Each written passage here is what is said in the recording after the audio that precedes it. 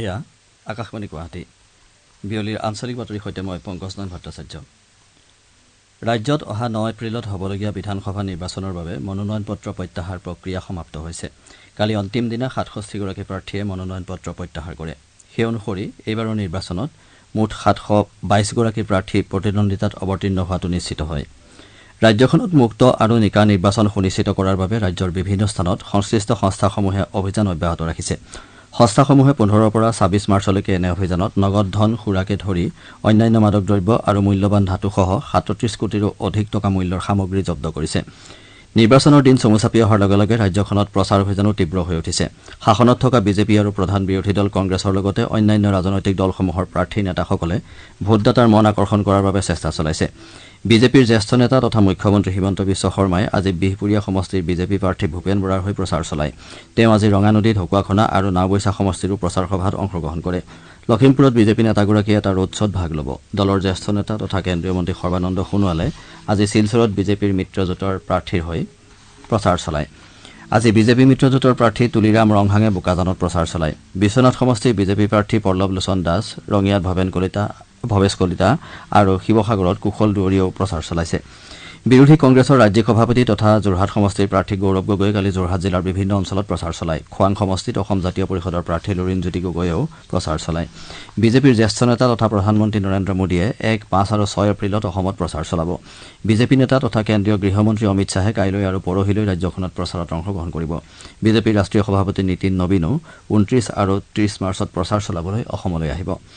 কংগ্ৰেছৰ দলীয় সূত্ৰই প্ৰকাশ কৰা অনুসৰি দলৰ ৰাষ্ট্ৰীয় সভাপতি মল্লিকাৰ্জুন খাৰ্গেৰ লগতে দলৰ নেতা ৰাহুল গান্ধী, প্ৰিয়ংকা গান্ধী ৱাদ্ৰা, জয়ৰাম ৰমেশ, শচীন পাইলট, ভূপেশ বাঘেল আদিয়ে অসমত নিৰ্বাচনী প্ৰচাৰ চলাব। আম আদমী পাৰ্টীৰ অৰবিন্দ কেজৰিৱাল, মনীষ চিচোদিয়া, ভগৱান সিং মান, আতিশীকে ধৰি প্ৰায় 40জন নেতা প্ৰচাৰৰ বাবে অসমলৈ অহাৰ সম্ভাৱনা আছে। পশ্চিম এছিয়াৰ যুদ্ধ পৰিস্থিতিৰ পৰিপ্ৰেক্ষিতত দেশত উদ্ভৱ হোৱা ইন্ধন, তেল আৰু ৰন্ধন গেছৰ নাটনি সন্দৰ্ভত পৰ্যালোচনাৰ বাবে আজি সন্ধিয়া প্ৰধানমন্ত্ৰী নৰেন্দ্ৰ মোদী ৰাজ্যসমূহৰ মুখ্যমন্ত্ৰীসকলৰ সৈতে এখন বৈঠকত মিলিত হ'ব। ভিডিঅ' কনফাৰেন্সিং ব্যৱস্থাৰে সন্ধিয়া 6 বজাত হ'বলগীয়া এই বৈঠকত ৰাজ্যসমূহৰ প্ৰস্তুতি আৰু পৰিকল্পনা সন্দৰ্ভত আলোচনা কৰা হ'ব। চৰকাৰী সূত্ৰই প্ৰকাশ কৰা অনুসৰি এই বৈঠকত টীম ইণ্ডিয়া হিচাপে সহযোগিতাৰে সকলোৱে কাম কৰাত গুৰুত্ব দিয়া হ'ব। অৱশ্যে নিৰ্বাচন হ'বলগীয়া 5খন ৰাজ্যৰ মুখ্যমন্ত্ৰীসকল নিৰ্বাচনী অধিসূচনা জাৰি হৈ থকাৰ বাবে বৈঠকখনত উপস্থিত থাকিব নোৱাৰিব। এই 5খন ৰাজ্যৰ মুখ্য সচিবসকলে বৈঠকত প্ৰতিনিধিত্ব কৰিব। ইয়াৰ পূৰ্বে প্ৰধানমন্ত্ৰী নৰেন্দ্ৰ মোদীয়ে পশ্চিম এছিয়াৰ সংঘাত আৰু ভাৰতৰ স্থিতি সন্দৰ্ভত সংসদৰ 2খন সদনত বক্তব্য আগবঢ়াইছিল। শ্ৰীমোদীয়ে কৈছিল যে চৰকাৰে পেট্ৰল, ডিজেল, ৰন্ধন গেছ আৰু সাৰৰ নিয়মীয়া যোগান নিশ্চিত কৰাৰ বাবে কাম কৰি আছে।